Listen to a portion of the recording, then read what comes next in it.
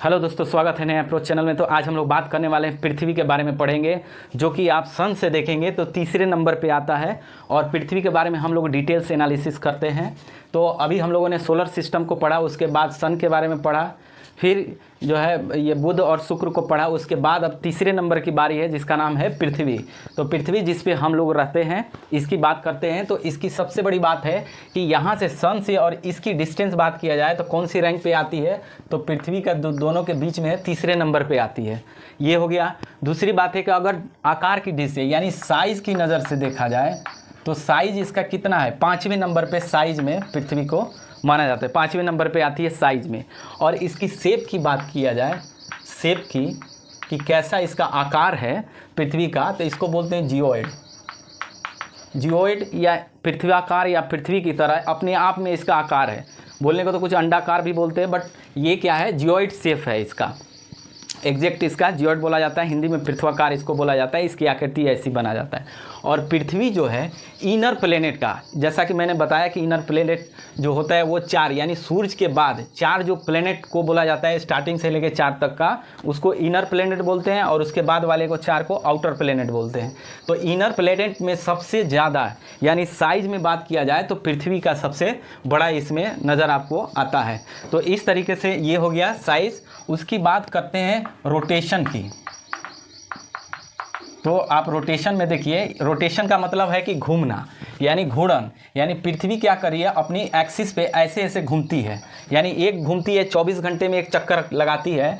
तो इसी के कारण क्या होता है, रोटेशन से क्या होता है आपको, यानी डे और नाइट होता है। इससे क्या होगा, डे और नाइट होगा। ठीक है, ये अपने एक्सिस पे घूमती है, एक चक्कर लगाती है। इससे रोटेशन से क्या होगा कि डे और नाइट होगा। उसी तरह बात करते हैं अगला, रिवोल्यूशन।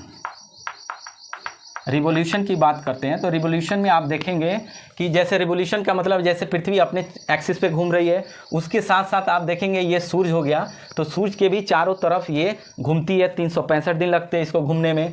तो इसी तरीके से क्या होगा, जब ऐसे घूम के जाती है तो उसको क्या बोलते हैं, परिक्रमण। यानी सूर्य की क्या कर रही है, परिक्रमा कर रही है, उसको परिक्रमण या इंग्लिश में रिवोल्यूशन कहा जाता है। तो इससे क्या होगा, आपने समझ गया कि परिक्रमण क्या है, यानी पृथ्वी क्या है, सूर्य के चारों तरफ चक्कर लगा रही है, उसको परिक्रमण बोलते हैं। तो रिवोल्यूशन का आखिर इससे होगा क्या, बदलती है तो इससे क्या होगा कि सीजन चेंज होता है। इससे क्या होगा, सीजन चेंज होगा। कैसे चेंज होगा, जैसे आप देखिए यहाँ सन है, इस तरीके से क्या करती है, रोटेट ऐसे साल भर में, एक साल में ऐसे ऐसे घूमती है। घूमने के बाद क्या होगा, इसमें जैसे आप देखिए विंटर सीजन आ गया है, स्प्रिंग आ गया, यहाँ समर आ गया, यहाँ ऑटोमन आ गया। तो ये क्या हो रहा है, सीजन को चेंज कर रहा है, इसलिए इसको क्या कहा जाता है, ये रिवोल्यूशन का ये मतलब हो गया। ठीक है, तो इस तरीके से इसका हो गया। अब आगे बोलते हैं इसका एक्सिस की बात करते हैं कि पृथ्वी जो है 23.5 डिग्री झुकी हुई है।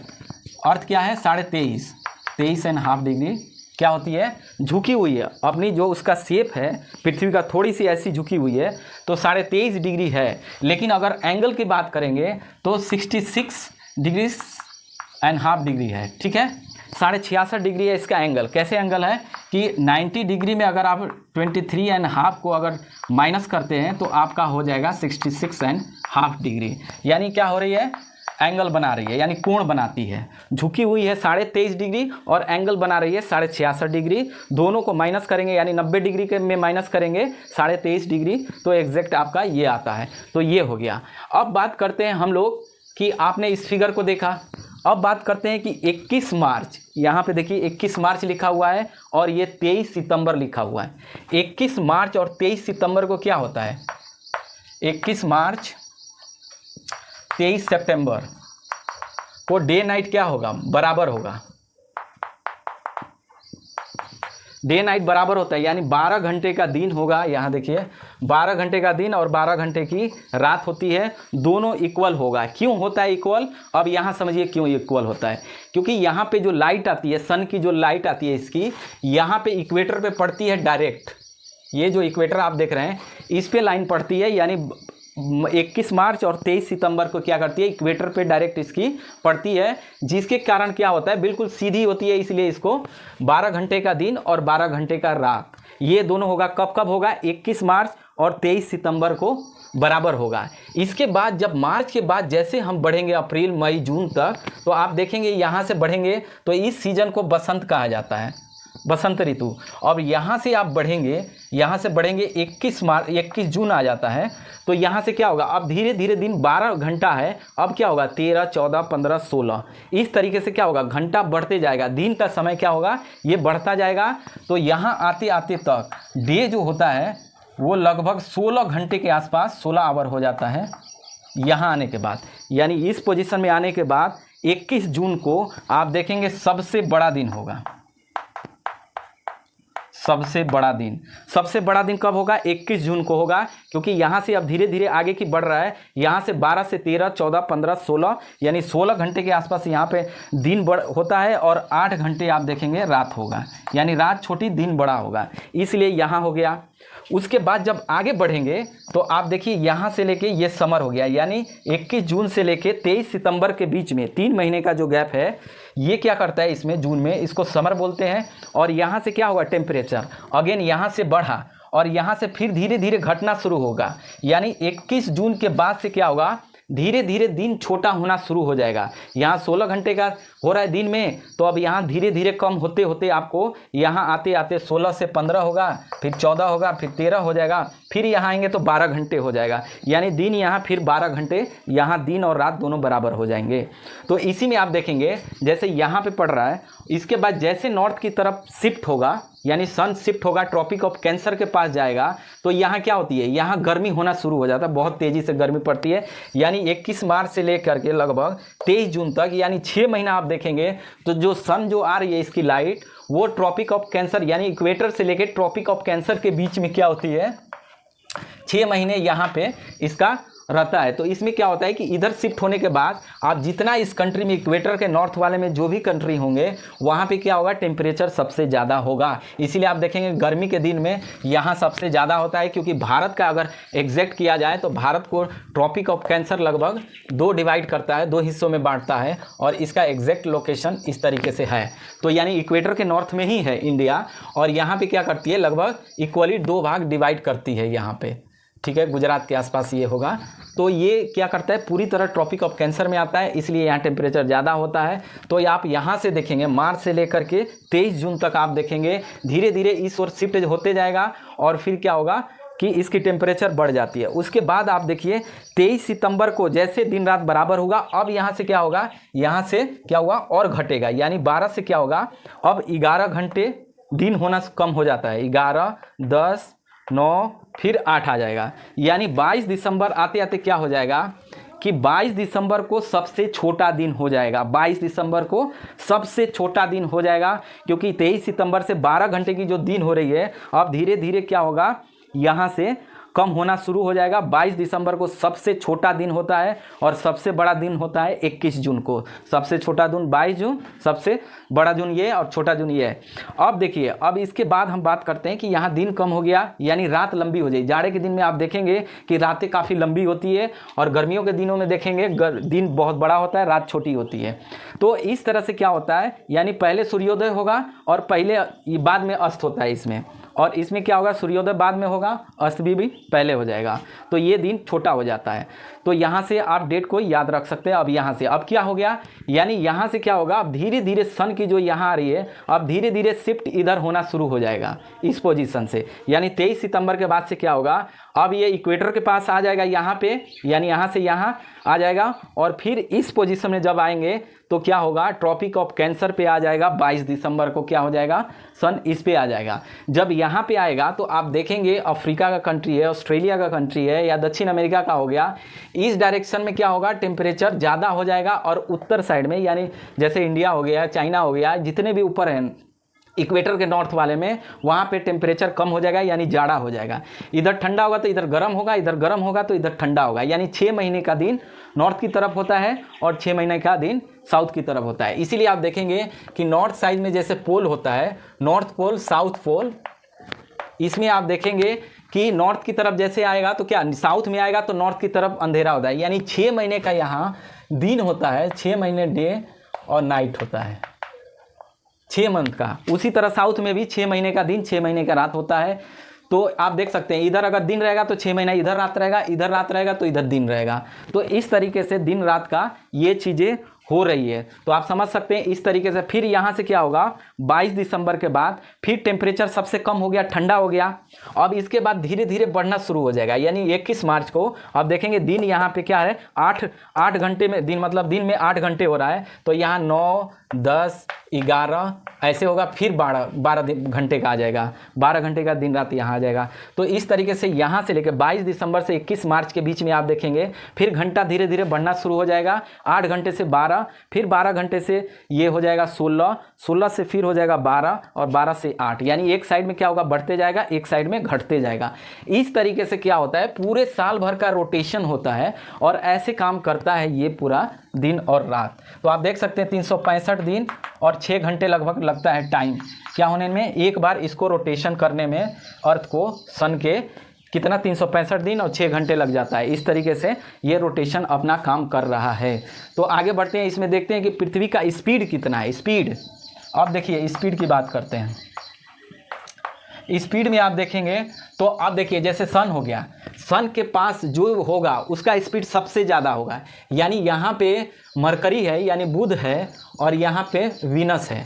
तो इसका स्पीड अब देखिए, या इसका स्पीड 50 किलोमीटर पर सेकेंड है। इसका किसका, मरकरी का, बुध का 50 किलोमीटर है। इधर जाएंगे तो इसका 35 है, ठीक है, 35 का स्पीड है यानी पर सेकेंड है। और यहीं अर्थ की बात है तो लगभग 30 किलोमीटर पर सेकेंड है। यानी यहाँ से क्या होगा, अब धीरे धीरे घटना लग जाए। अगले 25 है, फिर 20, 10, 5 ऐसे 15 ऐसे होते चला जाता है। यानी जैसे सूर्य से दूरी बढ़ते जाएगा वैसे वैसे क्या है, इसका स्पीड कम होते चला जाता है। यानी इसका ग्रेविटेशनल फोर्स जितना ज़्यादा पास में है उसका ज़्यादा लगता है, इसलिए स्पीड ज़्यादा रहता है। और जैसे दूरी बढ़ती जाती है वैसे वैसे इसकी स्पीड क्या होती है, कम होते चली जाती है। तो इस तरह से आप स्पीड देखेंगे तो पर सेकेंड 30 किलोमीटर, एग्जैक्ट है 29.8 किलोमीटर, लेकिन मान के चलिए 30 के आसपास करता है। और सबसे ज़्यादा अगर पूछ दिया तो ये है 50 किलोमीटर, सबसे ज़्यादा बुध का है। तो इस तरीके से रोटेशन का काम कर रहा है। अगर हम डिस्टेंस की बात करें, सूर्य और पृथ्वी के बीच में कितना डिस्टेंस है, तो डिस्टेंस की बात करेंगे तो लगभग 14.96 करोड़, यानी 15 करोड़ के आसपास आप देखेंगे। 14.96 करोड़ क्या है, किलोमीटर है, डिस्टेंस है सन से लेके अर्थ के बीच में।